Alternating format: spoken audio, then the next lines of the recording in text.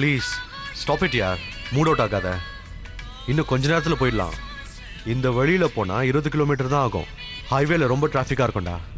நீ என்னடா பொண்ணுங்க மாதிரி கம்ப்ளைண்ட் பண்ணிகிட்டே இருக்க. இது சரியில்லை அது சரியில்லை ஷார்ட்கட் சரியில்லைன்னு ஏதோ ஒரு கம்ப்ளைண்ட். சரி சரி விடு.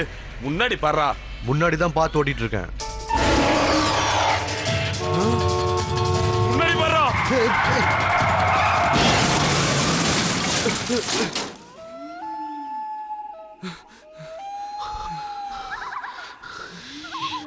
என்னமோ ஆச்சுடா. நம்ம அவனை இடிச்சிட்டோமா? ஓ காட். அட கடவுளே, இது எப்படி நடந்ததுன்னு தெரியலடா. ஓ காட், என்னாச்சுன்னு தெரியலையே.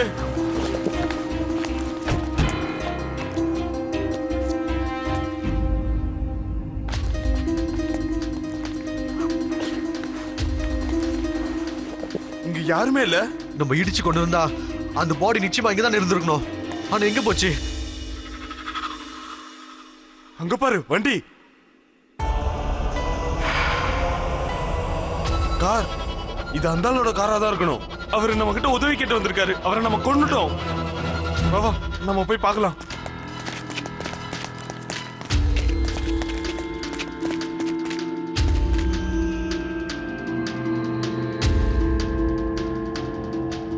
ஏய் வண்டியில யாரும் இல்லையடா. ஒருவேளை நான் ஹிட் பண்ணிருந்தா பாடி இங்க தானே இருக்கணும்.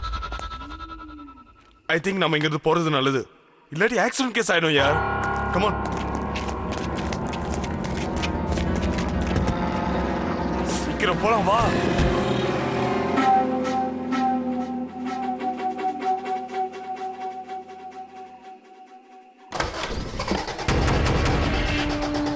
டேய் வண்டியில யாரும் இல்லையே. அங்க பாருடா, லைட் எரியுது. என்னடா லைட் எப்படி ஆன் ஆச்சு? ஏன் அந்த கார் நம்மள பார்த்தா வருது?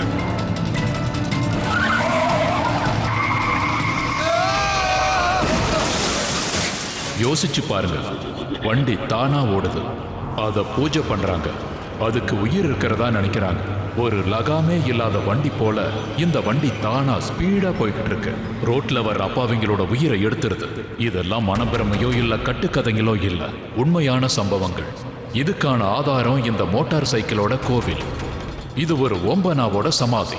ரொம்ப பவித்திரமான பூஜிக்க வேண்டிய இடம். இது 1991 நடந்தது. ஸ்ரீ ஓம் பனா பாலியிலிருந்து அவரோட மோட்டார் சைக்கிள்ல தொட்டிலாங்கிற அவரோட கிராமத்துக்கு திரும்ப வந்துகிட்டு இருந்தாரு. அவரோட மோட்டார் சைக்கிள் திடீர்னு ரோட்ல ஸ்லிப் ஆகி மரத்துல போய் முட்டிடுச்சு. அவர் அங்கேயே இறந்துட்டாரு.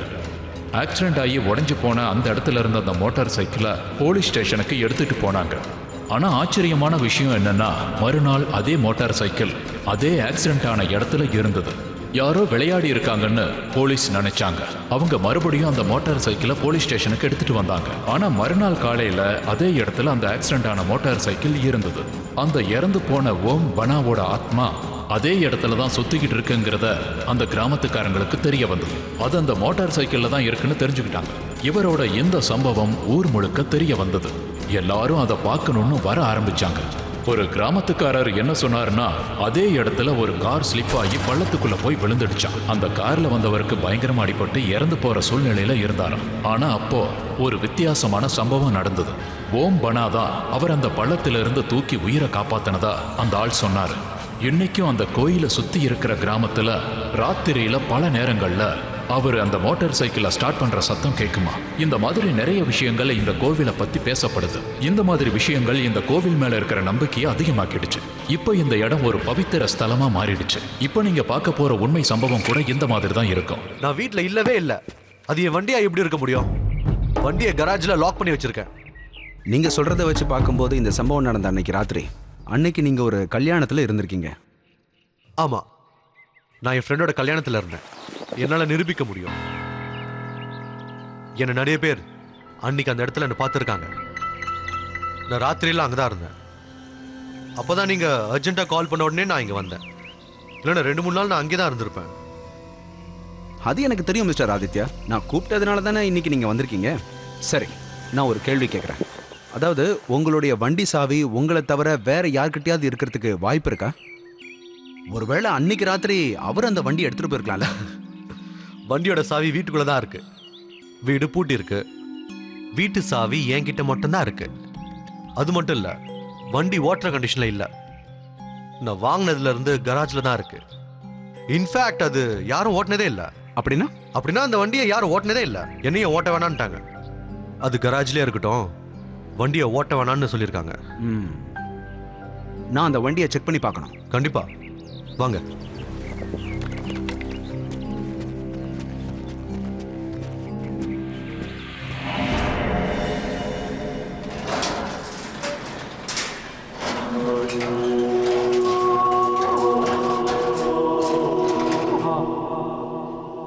வாங்க, இங்க பாத்தீங்களா?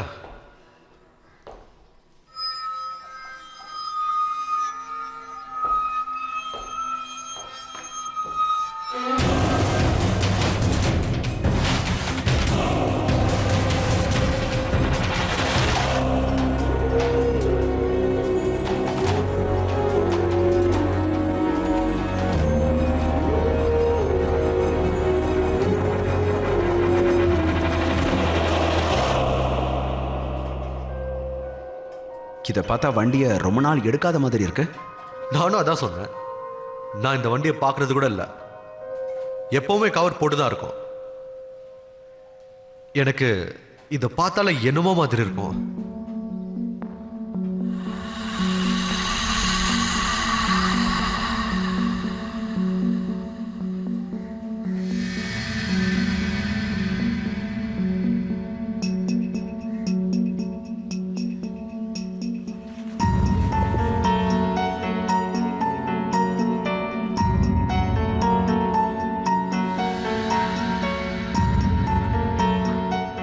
அவ்வளவு தூரத்தில் ஏன் நிற்கிறீங்க?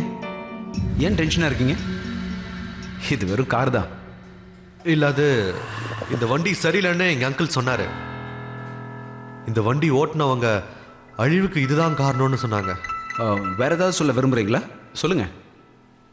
நிறைய முறை வண்டி தானா ஸ்டார்ட் ஆகுற சத்தம் கேட்கும். அது ஆக்சுவலா ஆக்சிலரேட்டர் அதிகமா யாரும் அழுத்தின மாதிரியே இருக்கும். இதெல்லாம் எப்படின்னு யோசிச்சேன். ஒரு வண்டி தானா அதுவாவே எப்படி ஸ்டார்ட் ஆகும்? அதான் இந்த வண்டியோட பக்கத்திலேயே நான் வரதில்லை.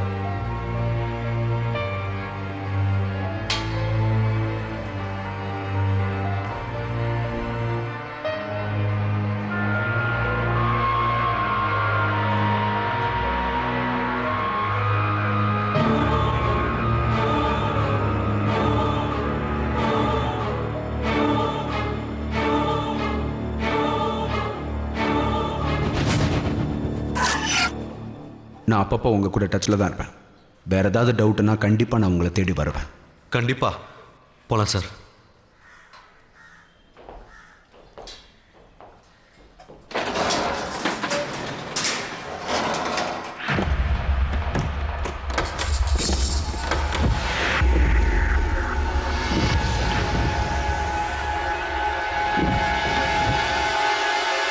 ஒரு கார் தானாகவே ஓடுது. என்னால் அதை நம்பவே முடியல. முட்டாளாக்குறாங்கன்னு நினச்சேன், ஏமாற்ற முயற்சி பண்ணுறாங்கன்னு நினச்சேன். ஆனால் உண்மை இவ்வளோ பயங்கரமாக இருக்குன்னு நான் கனவுல கூட நினச்சி பார்க்கல. எங்கள் செக்யூரிட்டி கேமராவில் ஒரு வித்தியாசமான காட்சி கேப்சர் ஆச்சு. பாருங்க ப்ளீஸ்.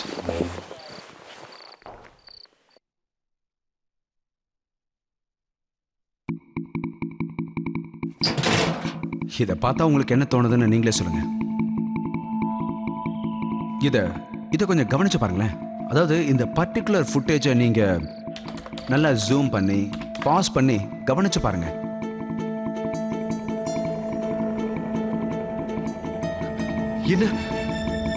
என்னது? ஆக்சுவலாக நீங்கள் சொல்லும்போது நான் சுத்தமாக நம்பவே இல்லை.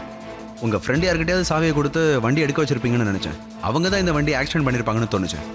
ஆனால் இந்த ஃபுட்டேஜை பார்த்ததுக்கப்புறம் இதில் ஏதோ ஒரு பிரச்சனை இருக்குங்கிறது தெரியுது. இந்த வீடியோவில் யாருமே இல்லையே. ஆனால் இதெல்லாம் எப்படி நடந்துச்சுன்னு நான் கண்டுபிடிக்க நினைக்கிறேன். எங்க அங்கிள் சொன்னார்,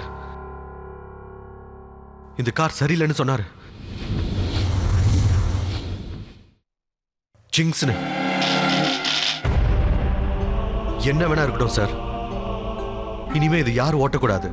ஆனால் இந்த காரை பற்றி கண்டுபிடிச்சு தானே ஆகணும். அப்படியே நான் இந்த கேஸை க்ளோஸ் பண்ண முடியாதுல்ல? எனக்கு எப்பவுமே இந்த சூப்பர் நேச்சுரல் பேய் பூதம் இதில் எல்லாம் எனக்கு நம்பிக்கை இருந்ததே இல்லை. போலீஸ்காரனாச்சே, ஒவ்வொரு விஷயத்துக்கும் ஒவ்வொரு எக்ஸ்பிளனேஷன் இருக்கும். ஒரு குற்றம் நடந்தால் ஒரு குற்றவாளி கண்டிப்பாக இருக்கணும். ஆனால் இங்கே விஷயம் வேற மாதிரி இருக்கு. நான் வண்டியை ஃபுல்லாக மெக்கானிக்கிட்ட கொடுத்து இன்ஸ்பெக்ஷன் பண்ணேன்.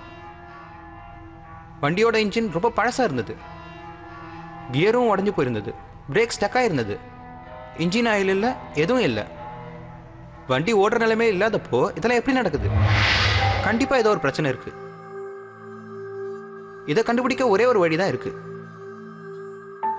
வண்டியை ரிப்பேர் பண்ணி ஓட்டுற மாதிரி செஞ்சோம். அந்த வண்டியை எடுத்துட்டு வெளியே போனேன் ஒரு பர்சனல் இன்ஸ்பெக்ஷனுக்காக.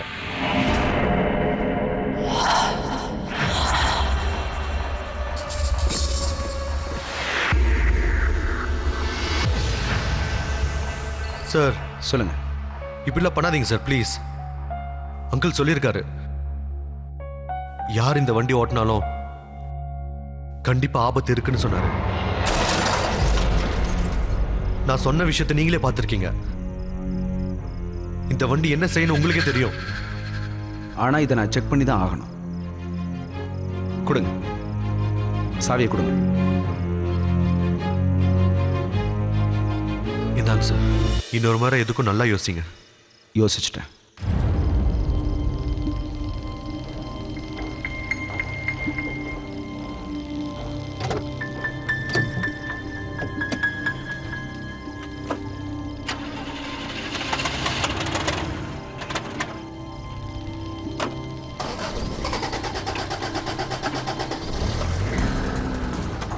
நீங்க பயப்படாதீங்க, இதை செக் பண்ணிட்டு காலையில் ரிட்டர்ன் பண்ணிடுறேன்.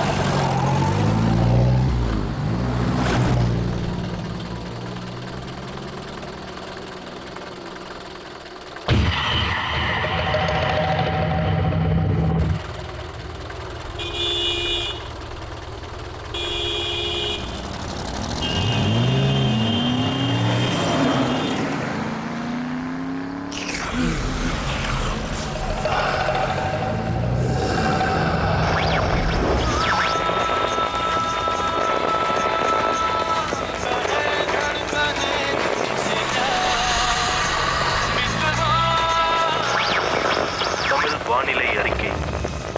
இன்று ஜவஹர்லால் நேரு அவர்கள் முதல் முறையாக அறிக்கை தாக்கல் செய்தார்.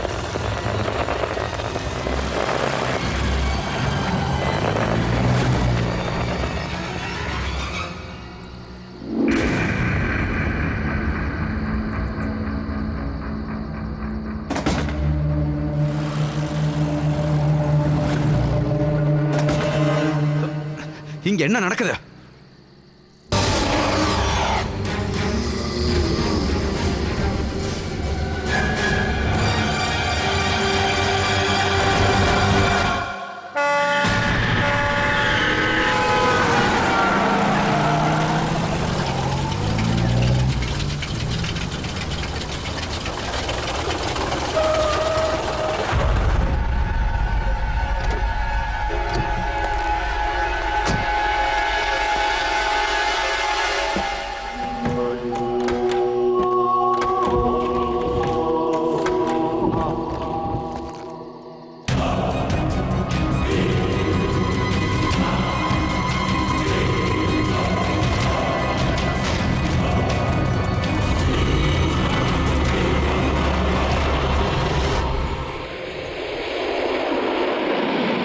நான் ரொம்ப ஷாக் ஆயிட்டேன், ஆடி போயிட்டேன்.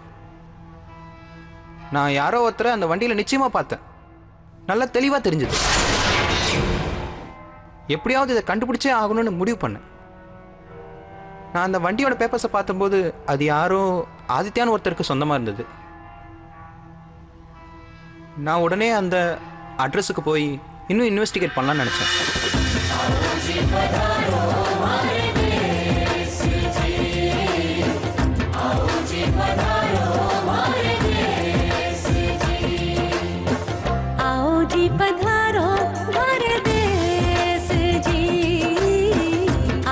जी पधारो हमारे देश जी आओ जी पधारो हमारे देश जी आओ जी पधारो हमारे देश जी मारूम हर देश मैं काई करो बखान मारूम हर देश मैं काई करूं बखान धरती सुनहरी लहरियों केसरियों आसमान धरती सुनहरी लहरी ஐயா வணக்கம்.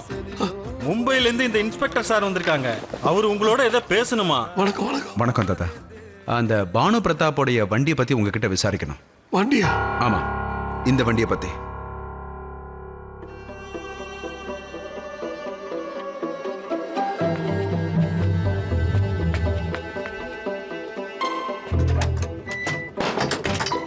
தம்பி தம்பி என் கூட வாங்க வாங்க.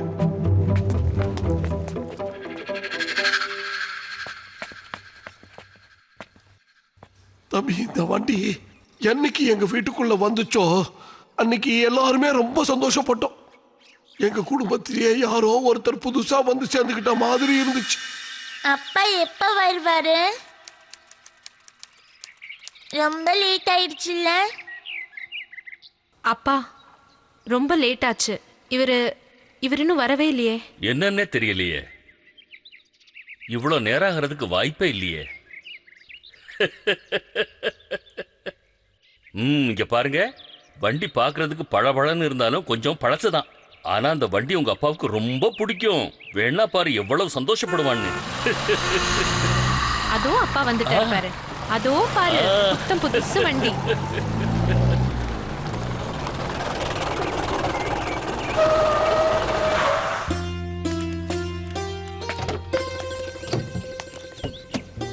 அப்பா வணக்கம்ப்பா.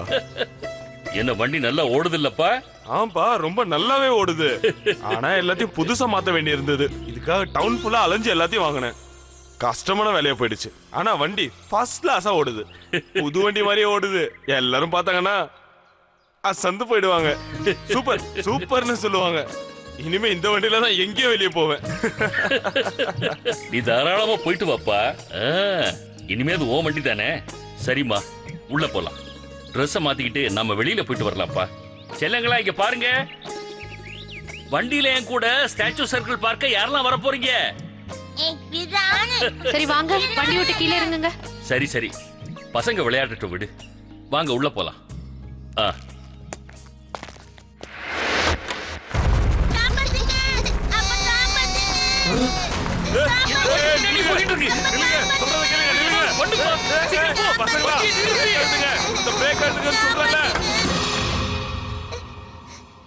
வாங்க கீழே இறங்குங்க. வா, இந்த வேலை யார் பண்ணது? ஹேண்ட் பிரேக்கை யார் எடுத்தது? போய் பேசாதீங்க. உண்மையை சொல்லனா அடி விழும். இல்லனா உங்க யாரையும் ஸ்டாச்சு சர்க்கிளுக்கு கூட்டிட்டு போக மாட்டேன். உள்ள போங்க. கோவப்படாதப்பா, அமைதியா இரு. எல்லாம் சரியாயிடும். ஏதும் ஆகல இல்ல மருமகளே. பசங்களை உள்ள கூட்டிட்டு போமா. சரிப்பா.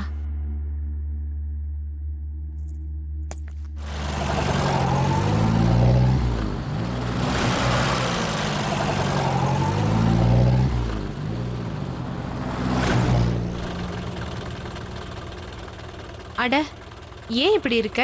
நேராவே உட்கார முடியலையா? இந்த வண்டி சரியில்லை. என்னது? இந்த வண்டி தானா போகுது. இந்த வண்டி தானா போகுதா? என்னப்பா? அதெல்லாம் ஒண்ணு இல்லப்பா. இந்த வண்டியோட பெருமை நீங்கெல்லாம் பெருசானதா உங்களுக்கே புரியும். ஒரு ராஜா டிராவல் பண்ற மாதிரி இருக்கும். இந்த மாதிரி கொஞ்சம் வண்டியை தான் தயார் பண்ணாங்களாம். அதுவும் இந்த காலத்துல இந்த மாதிரி வண்டிங்க எத்தனை இருக்குன்னே தெரியாது. இந்த வண்டி எப்பவுமே இப்படிதான். இதுல ராஜா உட்கார்ந்தாலும் சரி, டிரைவர் உட்கார்ந்தாலும் சரி, ராஜா மாதிரி தான் தெரிவாங்க. அப்படின்னாப்பா, நானும் ஒன்னும் ராஜாவோட குறைஞ்சவன் கிடையாது. அதுவும் கரெக்ட் தான்.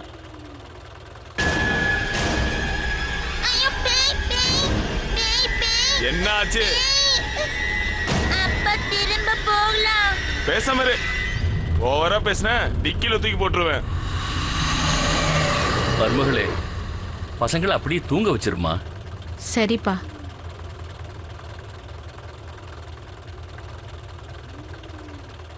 ராகவ், அப்பா நாம இன்னும் 1 மணி நேரத்துல கல்யாணத்துக்கு போயாகணும்.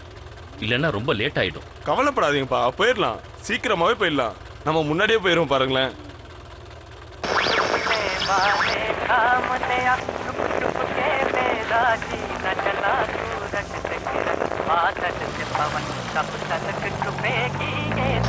தரங்களுக்கு மன்னிக்கவும்.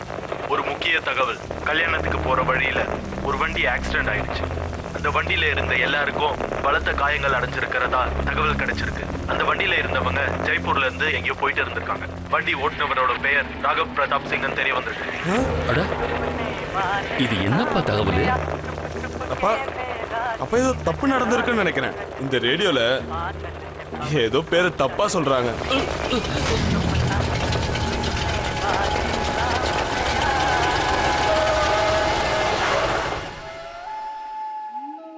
நீ என்ன சொல்ற? அந்த தகவலை கேட்டல்ல? ஐயோப்பா, அது வேற யாரையாவது சொல்லிருக்கலாம்ப்பா. அந்த பேர் என்னன்னா நம்ம குடும்பத்து பேர் மாதிரி இருக்கு. இது எதிர்ச்சியா நடந்தது, வேற ஒண்ணும் இல்ல. இது எல்லாமே இந்த ரேடியோவால தான் ஆச்சு. நான் இதை சரி பண்ணது தப்பா போச்சு. அதான் அதோட வேலையை காட்டுது. என்னப்பா ஆச்சு? அப்பா, எனக்கு என்னமோ வயர் லூஸா இருக்குமோன்னு தோணுது. என்னன்னு போய் பாரு. சரியாயிடும்பா, கவலைப்படாதீங்க. ஒரு நிமிஷம்.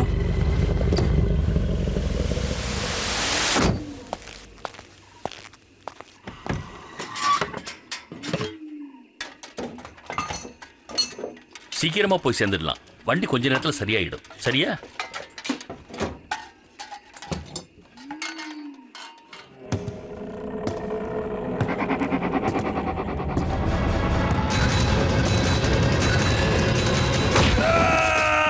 ராகவ், ராகவ், உனக்கு என்னாச்சு?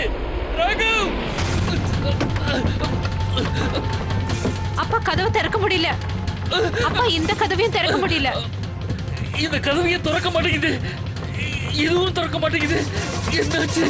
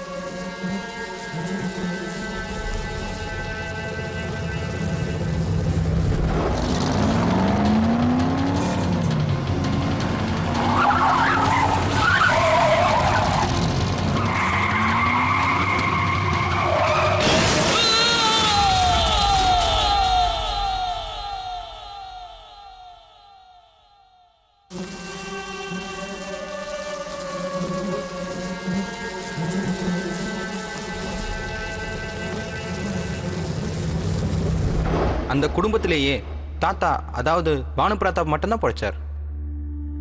மற்றவங்க எல்லாரும் அவர் எல்லார்கிட்டையும் சொல்ல முயற்சி பண்ணாரு. அவர் சொன்னதை யாரும் துளி கூட நம்பவே இல்லை. அவர் உயிரோட இருந்த வரைக்கும் இந்த பயம் அவர் கூடவே இருந்தது. ஏன்னா இன்னொரு குடும்பத்துக்கு இந்த மாதிரி நடக்கவே கூடாதுன்னு நினைச்சாரு. அதனால தான் அந்த காரை அவர் கூடவே வச்சிருந்தாரு.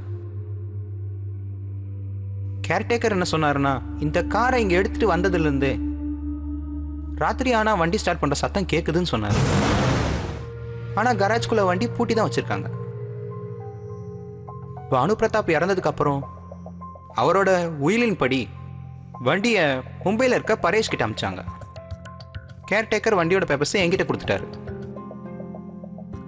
எந்தெந்த குடும்பத்துக்கிட்டலாம் இந்த வண்டி இருந்ததோ அவங்கள எல்லாம் நேராக சந்திச்சேன். எல்லாருக்கும் இதே மாதிரி விபத்து நடந்திருக்கு. எல்லாரும் எதையோ ஒன்று இழந்திருக்காங்க. இப்போ இந்த அத்தியாயத்தோட கடைசி கட்டத்துக்கு வந்துட்டோம். அதுதான் இந்த வண்டியோட முதல் ஓனர். இந்த வண்டியை வாங்கின முதல் குடும்பம் எதுனா ஜோத்பூரை சேர்ந்த சிசோடியா குடும்பம். அவங்கள சந்திக்க நான் அங்கே போனேன்.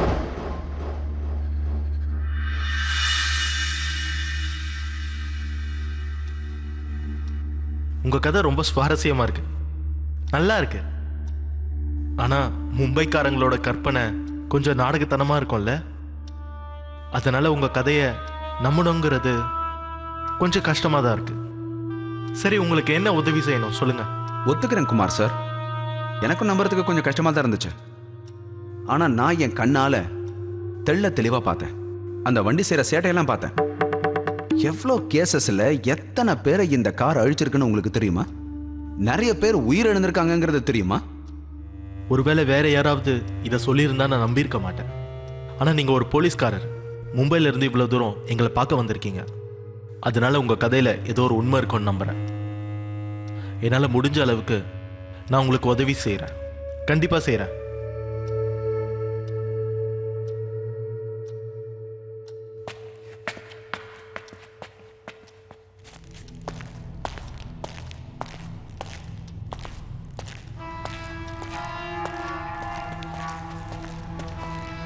ஐயா வணக்கம் ஐயா. ஐயா உங்களுக்கும் வணக்கம் ஐயா. வணக்கம். வந்து உட்காருங்க. அந்த காலத்துல வேலை செஞ்ச பல வேலைக்காரங்கள்ல இவர் ஒருத்தர் தான் உயிரோட இருக்காரு. இவரோட குடும்பம் பல வருஷங்களா எங்க ராஜா வம்சத்துக்கு சேவை பண்ணிருக்கு, இன்னைக்கும் பண்ணிட்டு இருக்காங்க. வணக்கம் ஐயா. வணக்கம். இங்க பாருங்க, இவர் தான் சித்தார்த், இன்ஸ்பெக்டர் சித்தார்த். மும்பைல இருந்து வந்திருக்காரு. உங்ககிட்ட ஏதோ கேள்வி கேட்கணுமா? இதை பாருங்களேன். இந்த போட்டோ உங்களுக்கு அடையாளம் தெரியுதா?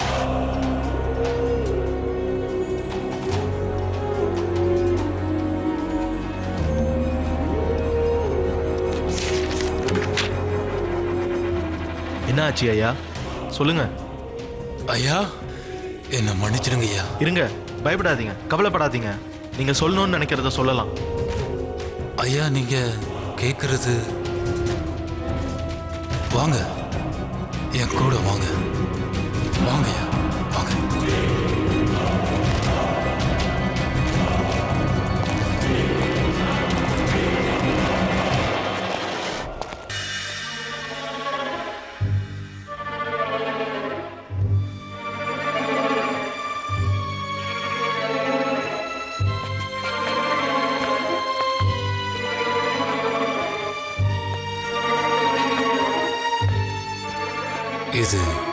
இதுதான் எங்க முதலாளியோடைய படம். அவர் பேரு உதய்.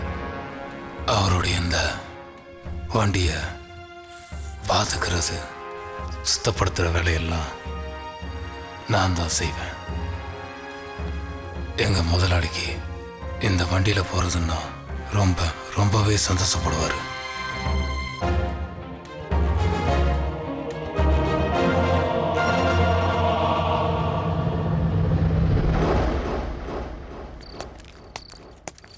ஐயா ஐயா ஐயா ஐயா, உங்க வண்டி வந்துருச்சுங்க ஐயா. ஏய், இந்த மாதிரி கத்தி பேசுற வேலை வச்சுக்காத.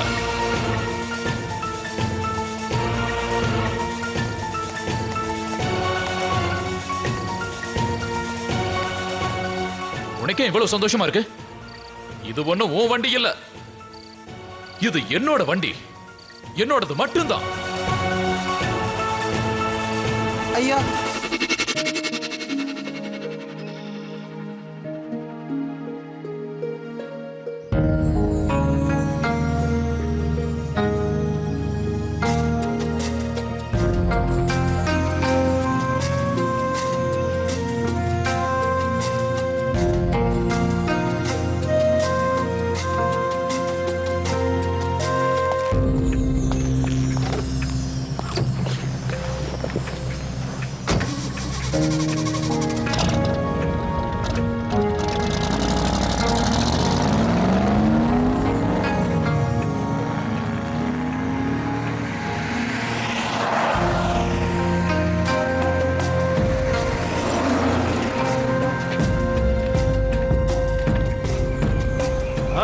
பரவாயில்ல, அப்படியே கொடு. சரி சரி, இந்த வாங்கிக்கோ. ஜமீன்தார் வரியா? எந்த ஊருக்கியா ஜமீன்? மெதுவா பேசியா, இந்த ஊர் ஜமீன்தாரு.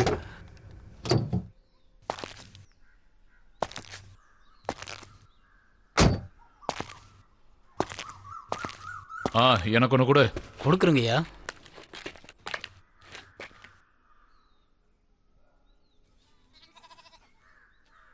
ஏய்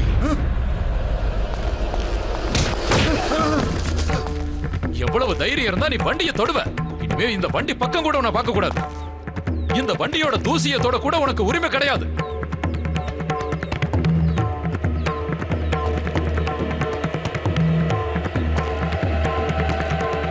எல்லாரும் கேட்டுக்குங்க. இதுக்கு மேல எப்பவாவது யாராவது உங்க அழுக்கு கையால என் வண்டியை தொட முயற்சி பண்ணீங்க, அப்புறம் இந்த வண்டியோட சக்கரம் உங்க மேலதான் ஏறும். ஞாபகம் இருக்கட்டும்.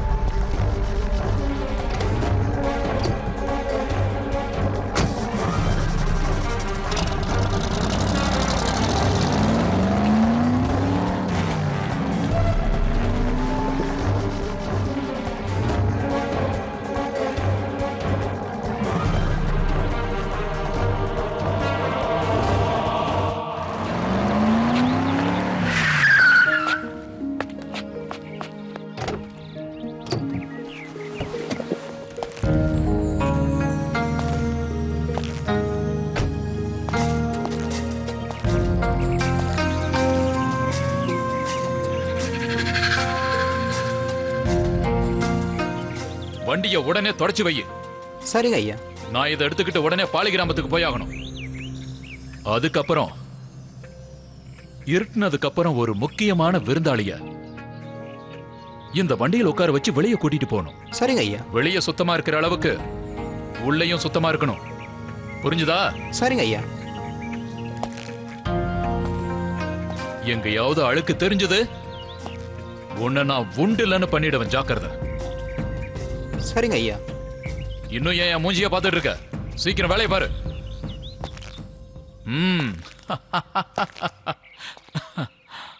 நீ உண்மையிலேயே ரொம்ப அதிர்ஷ்டசாலிதான்.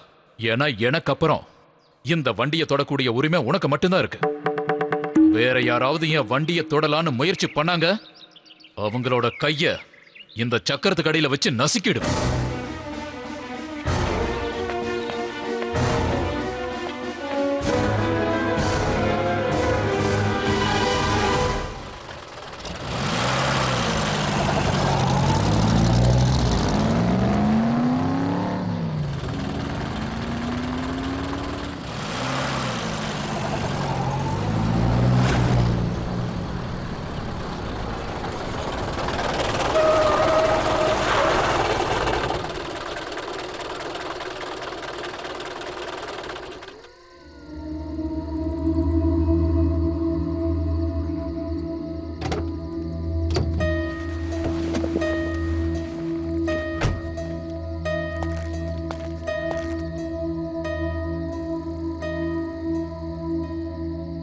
வழியில யார் இந்த மாதிரி கல்ல வச்சது?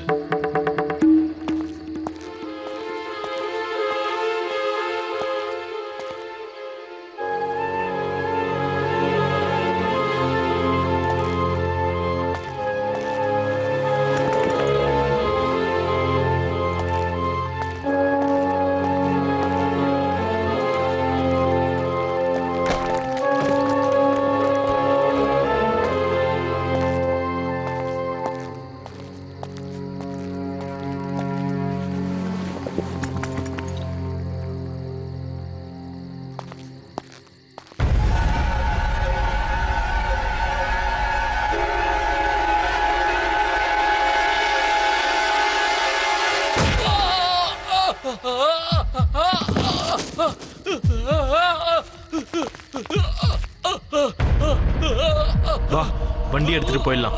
சரி.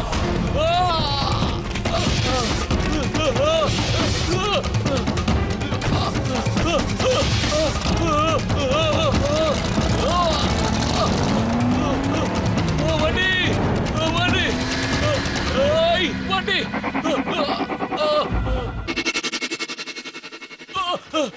கதவு தரங்க, கதவு தரங்க, கதவு தரங்க, கதவு தரங்க. ஐயா ஐயா ஐயா ஐயா, உங்களுக்கு என்னாச்சு? சீக்கிரம் போய் அவங்கள புடி. ஐயா, உங்க நெத்தியில அடிபட்டு ரத்தமா வருது. முதல்ல நான் போய் மருந்து எடுத்துட்டு வரேன். அதுக்கெல்லாம் இப்ப நமக்கு நேரம் இல்ல. அவங்க எல்லாரும் ஓடி போயிருவாங்க. ஆனா ஐயா, போ, அவங்கள போய் கூட்டிட்டு வா சீக்கிரம்.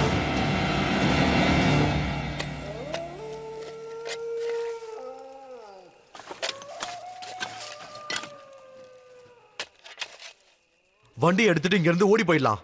நம்ம தான் வண்டியை திருடணும்னு அவருக்கு தெரிஞ்சதுன்னா அவ்வளவுதான், ரொம்ப பெரிய பிரச்சனை ஆயிடும். நீ ஒன்றும் பயப்படாத, எதுவும் ஆகாது. அவரை அடிச்ச அடியில அவர் நடு ரோட்ல மயங்கி போய் விழுந்து கிடப்பாரு. இந்த வண்டின்னா அவருக்கு அவ்வளோ உயிர். எரிச்சிட போறேன். ஒரு நிமிஷம் இரு, இதோ நான் வந்துடுறேன்.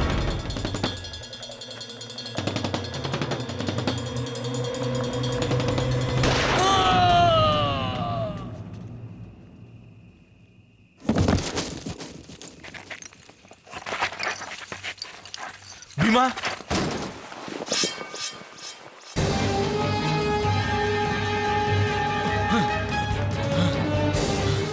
உங்களை நான் என்ன பண்றேன்னு பாரு. குந்தா, சொல்லுங்க ஐயா. சீக்கிரம் போய் யாரையாவது கூட்டிட்டு வா, சீக்கிரம். சரிங்க. என் வண்டியை வா தொடங்க. என்ன அடிச்சிட்டு என் வண்டியை திருடிட்டு போகணும்னு நினைக்கிறியா? உன்னை நான் சும்மாவே விட மாட்டேன். நீ என்ன நினைச்ச? கட்டையால் அடிச்சா நான் செத்துருவனா என்ன? பண்ணிட்டேன். என்னோட வண்டியை யார் தொட்டாலும் நான் ஒரு வழி பண்ணியே தீருவேன். பண்ண மாட்டேன். அப்படி பார்த்து மத்தவங்க எல்லாரும் பயப்படும். இனிமே பண்ண மாட்டேன். இந்த ஊரை விட்டே போயிடுறேன். விட்டுடுங்க ஐயா, விட்டுடுங்க ஐயா.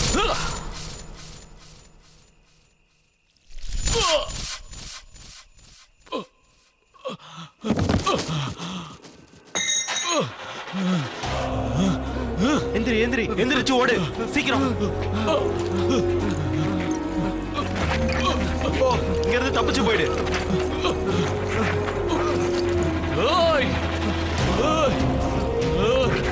நில்லுங்கடா.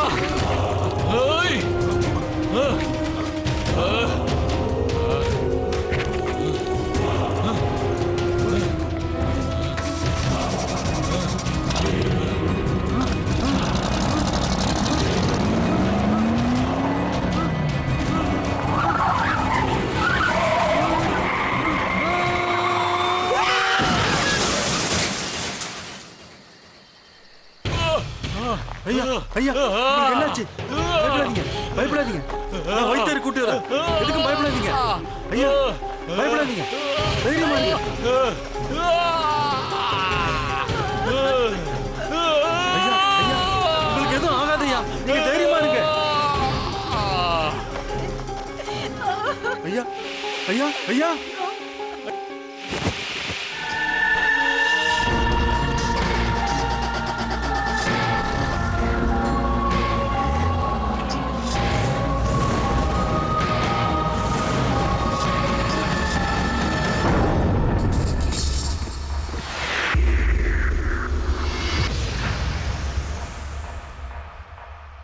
தான் பையன் இழந்த சோகத்தில் எங்கள் ராஜா ரொம்ப துக்கத்தில் இருந்தார். அவருடைய பையனுடைய நினைவா அந்த வண்டியை அவருடைய பாதுகாப்புலேயே வச்சுக்கிட்டாரு. அவர் எப்பவுமே அந்த வண்டியில் அவர் பையன் இருக்குதான்னு நினச்சிக்கிறாரு. நாங்கள் எல்லாரும் இந்த அரண்மனையில் வேலை பார்த்துட்டு இருந்த காலத்தில் எல்லாருக்கும் ராத்திரி நேரத்தில் அந்த வண்டியோட சத்தம் கேட்கும். அது கேட்கும்போது எங்களுக்கு எங்கள் முதலாளி வண்டி ஓட்டுற மாதிரி இருக்கும். அவர் வண்டியை எப்பவும் போல வேகமாக ஓட்டுற மாதிரி இருக்கும். எங்கள் முதலாளி இறந்ததுக்கப்புறம் அந்த வண்டியை வித்துட்டாங்க. அந்த வண்டியை விற்றதுக்கப்புறம் என்ன நடந்துச்சுன்னு எங்களை விட உங்களுக்கு தான் நல்லாவே தெரியும். அப்படின்னா இந்த வண்டியில உதயோடைய ஆத்மா இருக்கா? இன்னைக்கும் அந்த ஆத்மா இந்த வண்டியில தான் இருக்க. அதனால தான் அது இந்த வண்டியை யாரும் சொந்தமாக்கிக்க விட மாட்டேங்குது, வண்டியும் ஓட்ட விட மாட்டேங்குது. ஏன்னா இந்த வண்டி உதயோடது. உதய இது மட்டும் தானே நினைக்கிறேன். சரி, உங்க குழப்பங்களுக்கெல்லாம் விட கிடைச்சிருக்கும்னு நினைக்கிறேன். என்னுடைய குழப்பங்கள் தீர்றதுக்கு வழி இருக்கு. எனக்கு ஒரு சின்ன உதவி பண்ணுங்க. சொல்லுங்க. அந்த முழு கதையை கேட்ட உடனே நான் சிலிர்த்து போயிட்டேன், ஆடியே போயிட்டேன். உதய் அந்த காரை எவ்வளோ நேசிச்சிருக்காருன்னா, இறந்ததுக்கு அப்புறமும் அவர் ஆத்மா அந்த கார்லேயே இருந்திருக்கு. யாராவது அதை தொட்டாலோ இல்லை ஓட்டுனாலோ அவங்க கதை முடிஞ்சது, அவ்வளோதான். அதனால தான் ரஞ்சாஜி வண்டி எடுத்துக்கிட்டு நேராக ஜோத்பூர் வர சொல்லிட்டார். அப்போ உதயோட ஆத்மாக்கு சாந்தியும் கிடைக்கும், மற்றவங்க உயிரையும் காப்பாற்றின மாதிரி இருக்கும். ஓம் மூலோ புவஸ்வஹ தத்சுமதோ வரண்யம் भर्गोर्देवस्य धीमहि यो यो नः प्रचोदयात् ॐ मूलो भुवस्वः तत्सुमतो वरेण्यं भर्गोर्देवस्य धीमहि यो यो नः प्रचोदयात् चन्दनं वन्दते नित्यं पवित्रं पापनाशनम् आपणां हरते नित्यं लक्ष्मीवरस्तु सर्वदा ॐ पुष्पं समर्पयामि.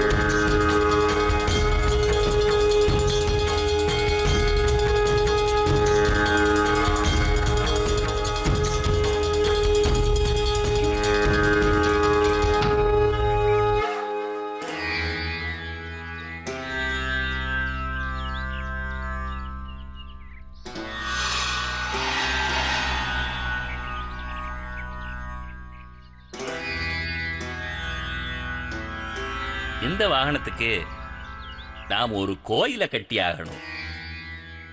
அதுக்கு ஆளுங்க தயாரா இருக்காங்க. அதுக்கப்புறம் இந்த வாகனத்தை யாராலும் தொட முடியாது, எல்லாரும் பாதுகாப்பா இருப்பாங்க. அதுக்கப்புறம் இந்த வாகனத்தால யாருக்கும் எந்த ஒரு இழப்பும் ஏற்படாது.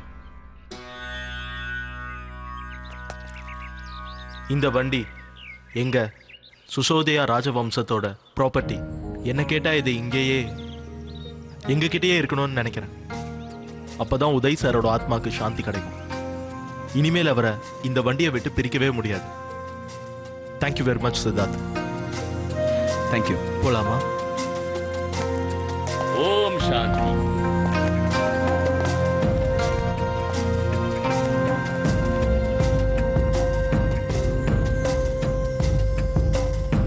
நம்ம பேரனாமல் எக்ஸ்பர்ட் வீணு சந்தல் என்ன சொல்றாங்கன்னா, இன்னைக்கு நாம பார்த்ததுல சில நேரங்கள்ல ஆத்மாக்கள் வெறும் மனிதர்களையோ மிருகங்களையோ இடத்த மட்டும் இல்ல, ஒரு பொருளையோ இல்ல மிஷனையோ தன்வசப்படுத்த முடியும். இது எப்போ நடக்கும்னா, இறந்து போனவங்களோட அடி மனசுல இருக்கிற ஆசை அரைகுறையா விட்டுட்டு போறப்ப நடக்கும். பேய் பிடிச்ச வண்டிகளோட கதைகளை இந்த உலகத்துல நாம பல காலமா கேட்டுக்கிட்டே தான் இருக்கோம். உண்மையா பார்த்தா இந்த வாகனங்கள்லயோ இல்ல அந்த மிஷன்கள்லயோ வெறும் ஆத்மா இல்ல, ஆனா இதோட சம்பந்தப்பட்ட ஒருத்தர் அது மேல வச்சிருக்கிற ஆத்மார்த்தமான பிரியத்தின் வெளிப்பாடுதான். அவரு இந்த மிஷனை விட்டு இறந்ததுக்கு அப்புறமும் கூட பிரியறதே இல்லை. இது அவங்களோட சொத்தா நினைக்கிறாங்க.